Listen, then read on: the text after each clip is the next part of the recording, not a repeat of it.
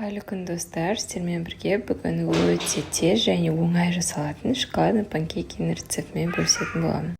Ол үшін алдымен ыдысымызға 2 стакан айранымызды құйып, үстіне жарты ас қасықтай сода саламыз. Менде айраным кішкене қышқылдау болғандықтан аз ғана мөлшерде салдым. Сіздер рецепт бойынша жасаңыздар дұрыс болады. Әрі қарай екінші ыдысымызға жұмыртқамызды шағып, үстіне 3 ас қасық қантымызды салдым. Осылай венчикпен жақсылап араластырамыз, бір келкі болғанша.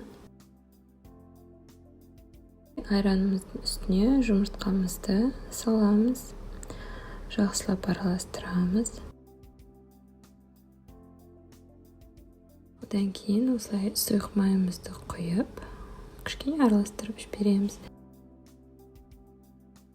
Енді үстіне ұнымызды салып, жақсылап бір келкі массы болғанша араластырамыз.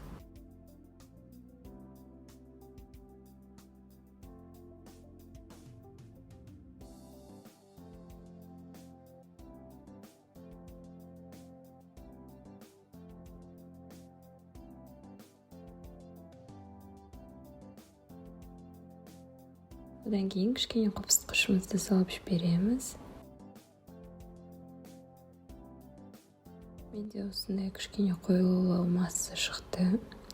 Ары қарай табанымызды қыздырып, панкейкімізді осылай әрбіреуін бір-бірлеп видеодағындай етіп орналастырамыз.